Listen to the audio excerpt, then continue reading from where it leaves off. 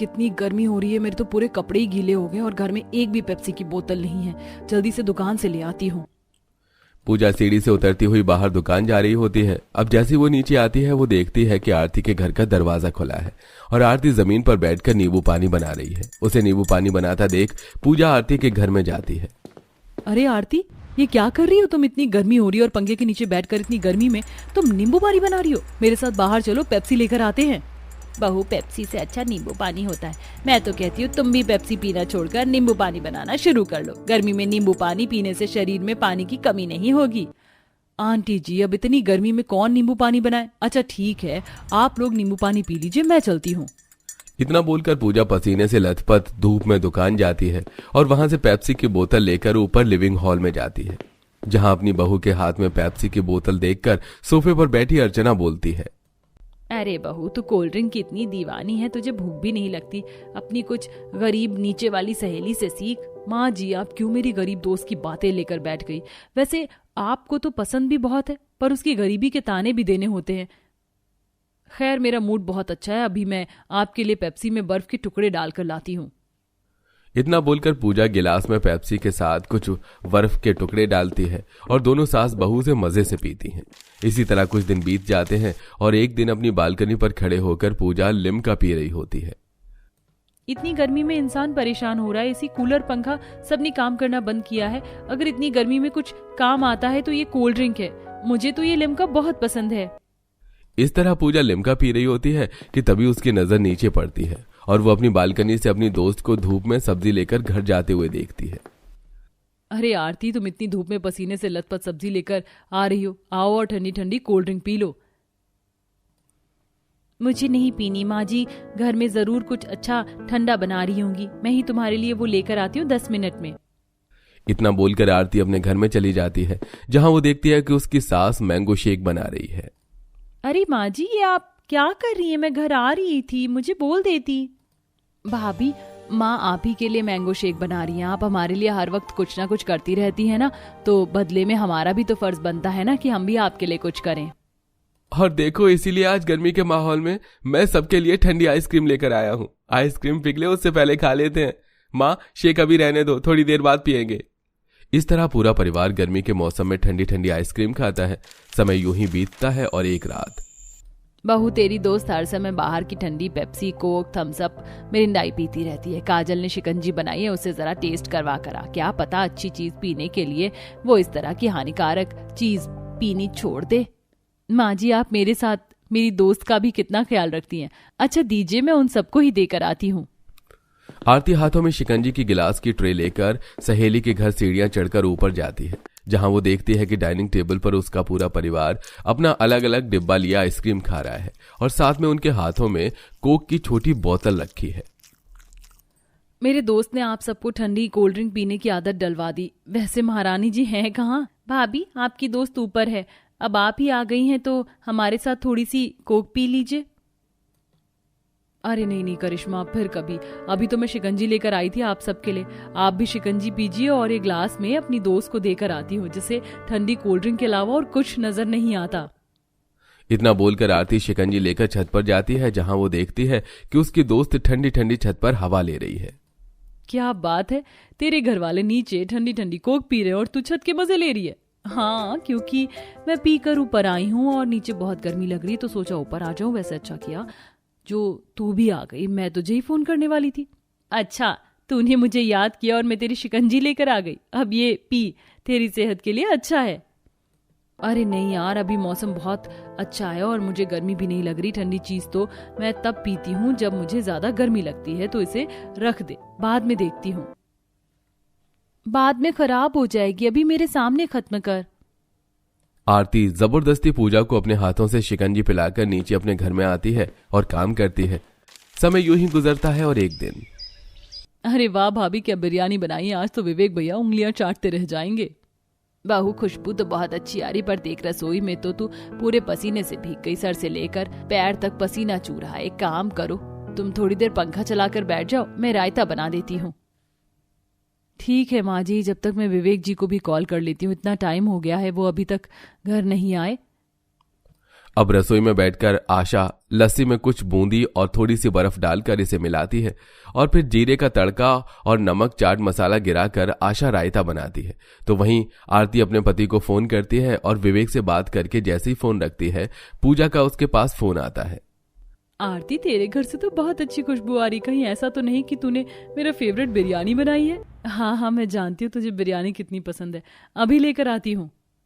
पूजा के कहने पर आरती थोड़ी सी बिरयानी और ठंडा रायता लेकर ऊपर जाती है और सबके सामने अपनी दोस्त को बिरयानी और रायता देती है। आंटी जी, करिश्मा, आप सबके लिए बिरयानी और रायता, अभी मैं चलती हूँ, विवेक जी आ गए होंगे। बिरयानी देकर आरती तो चली जाती है, पर जब सभी खाना खाने के लिए बैठते हैं तो पूजा बिरयानी के साथ ठंडी रायता न पीकर अपने लिए स्प्राइट निकाल कर लाती है। ये क्या है आरती, तुम बहुत ठंडी चीजें पीने लगी हो, इतना कोल्ड ड्रिंक पीना तुम्हारे लिए सही नहीं है।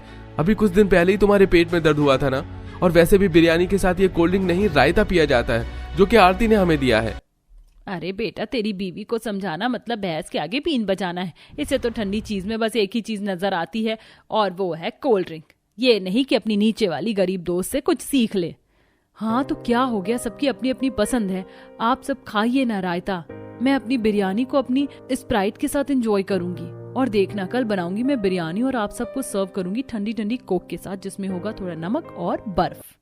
भाभी, आपका कुछ नहीं हो सकता। पूजा के घर वाले उसे समझा समझा कर परेशान थे, पर पूजा अपनी हरकतों से बाज नहीं आती। ऐसे ही एक दिन आरती अपने दोस्त से मिलने उसके घर आती है, जहां वो देखती है कि कमरे में बैठी पूजा कूलर की ठंडी हवा में खाने के साथ मिरिंडा पी रही है।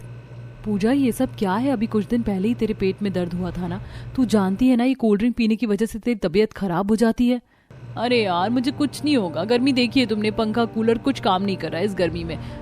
तुम खुद को ही देख लो, नीचे से ऊपर क्या आई थी, पसीने से बेहाल हो गई। गर्मी में सिर्फ ठंडी चीज के नाम पर पेप्सी, थम्स अप, कोक पीना भी तो नहीं है, और भी बहुत कुछ है, जैसे आइसक्रीम, शरबत, मिल्क शेक, ये सब भी तो पी सकती है ना, जो तेरे शरीर को फायदा पहुंचाए। अच्छा ठीक है मेरी माँ, कल से जो तू बोलेगी वही पीऊंगी।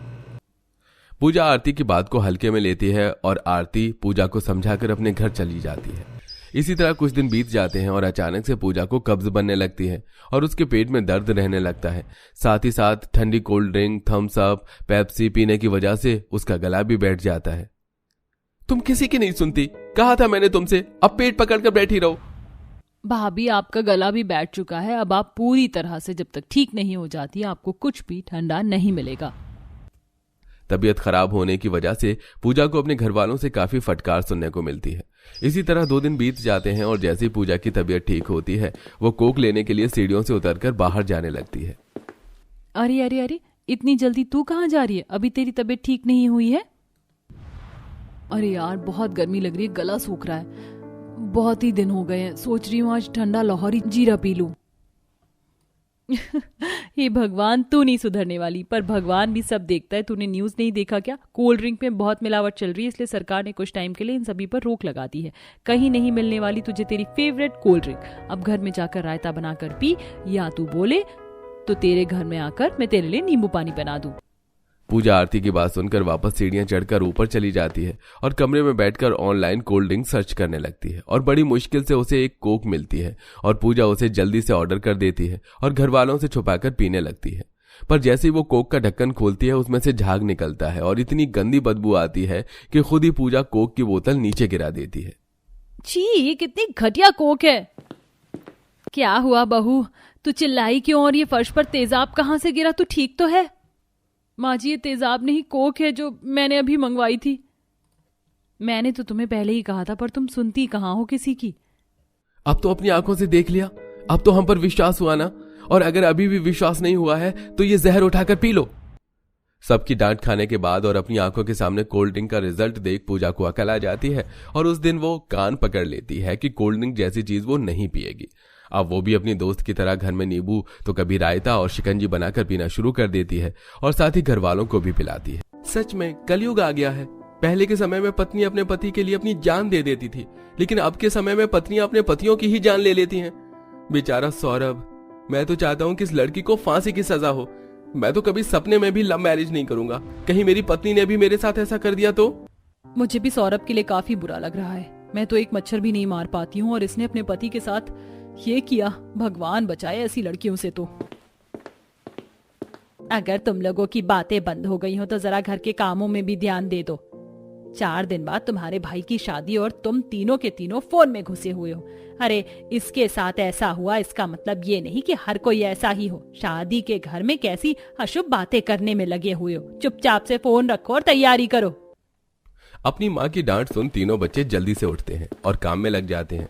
ऐसे ही 3 से 4 दिन गुजर जाते हैं और मधु की सबसे बड़े बेटे रोहित की पूनम नाम की लड़की से शादी हो जाती है। पूनम की शादी को 1 से 2 दिन हो चुके थे और आज पूनम के मायके से उसके माता पिता उसका दहेज भिजवाते हैं। वो मेरे मायके से दहेज आया है। बाहर मजदूर ट्रक के साथ खड़े हैं। क्या आप मेरा दहेज का सामान उतरवाने में उनकी मदद कर देंगे? वो क्या है ना, ये नहाने के लिए गए हैं और मुझे माँ जी के लिए चाय बनानी है। हाँ भाभी, ये भी कोई कहने की बात है।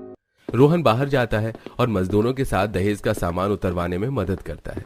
धीरे धीरे टीवी, फ्रिज, अलमारी सब उतर जाते हैं कि तभी रोहन की नजर ट्रक के कोने में रखे एक बड़े से नीले ड्रम पर जाती है, जिसके बगल में 2 से 3 बोरी सीमेंट की रखी हुई थी।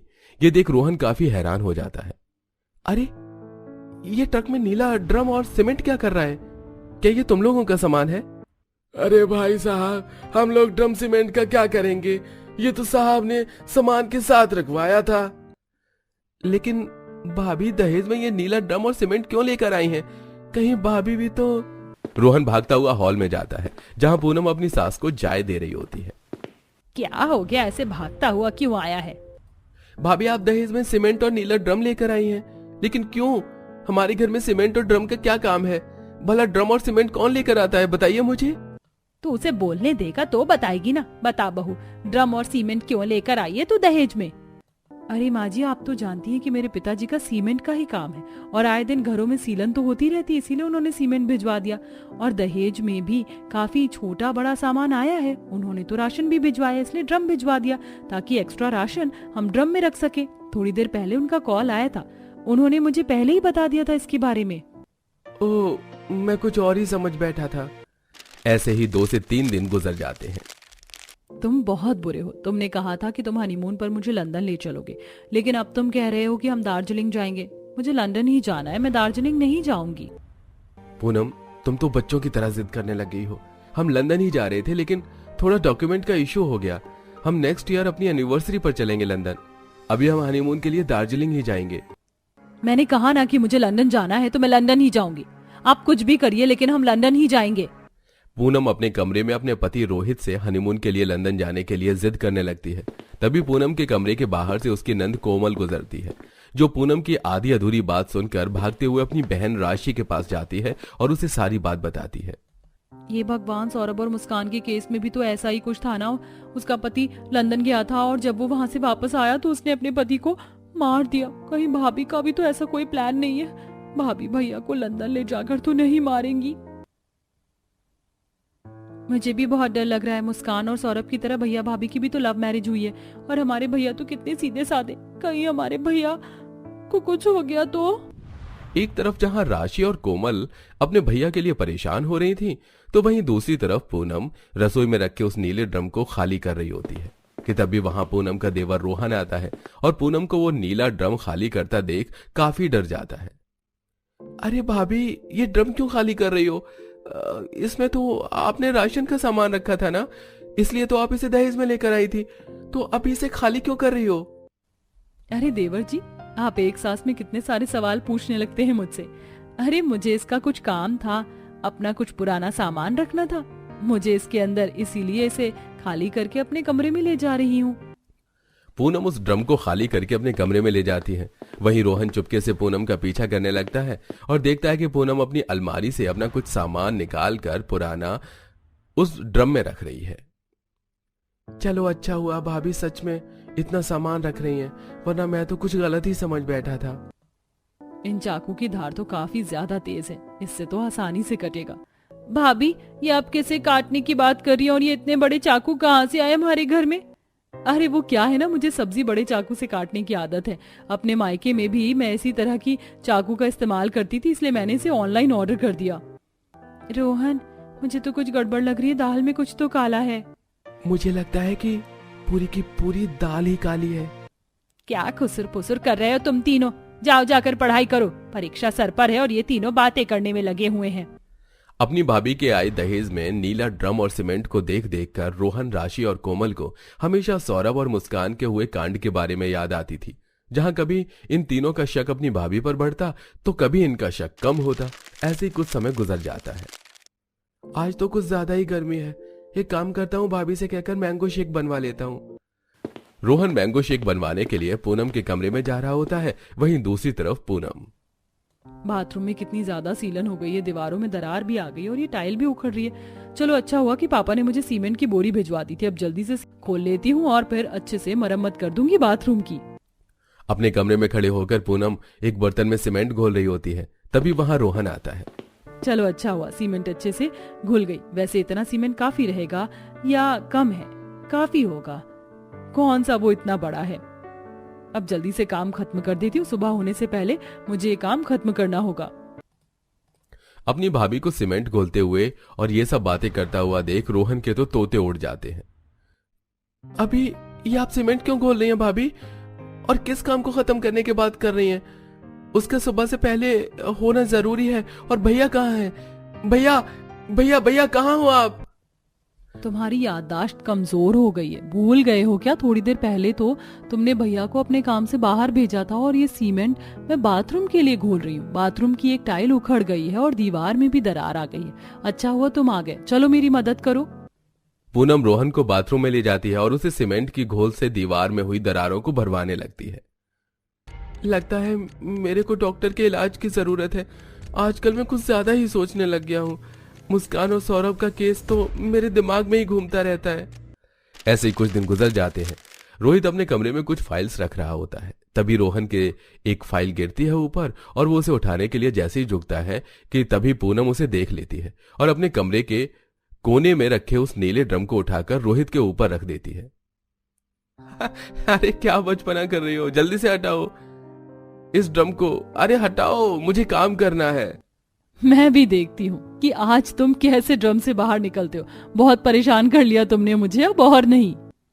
पूनम जैसे ही बोलती है कि तभी पूनम के कमरे के बाहर से राशि गुजरती है।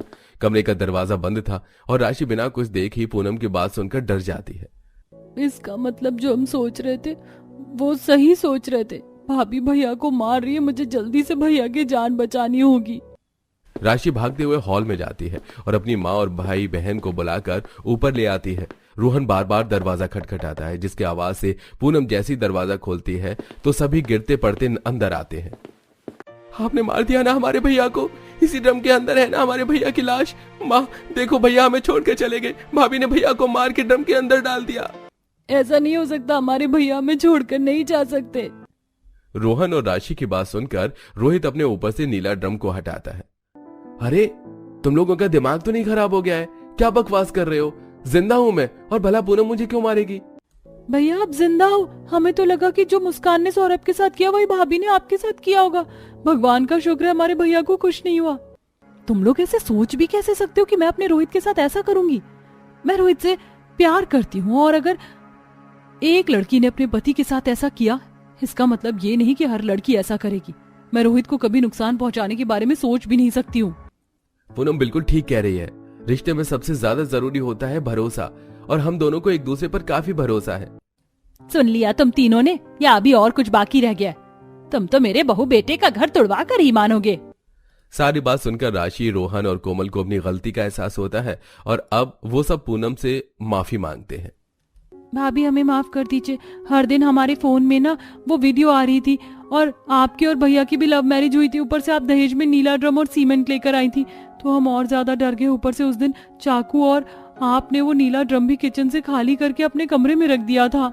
सॉरी भाभी, अपनी गलतफहमी के चक्कर में हमने आप पर इतना शक किया। अब से हम कभी ऐसा नहीं करेंगे। रोहन, राशि और कोमल को अपनी गलती का एहसास होता देख पूनम और रोहित और माफ कर देते।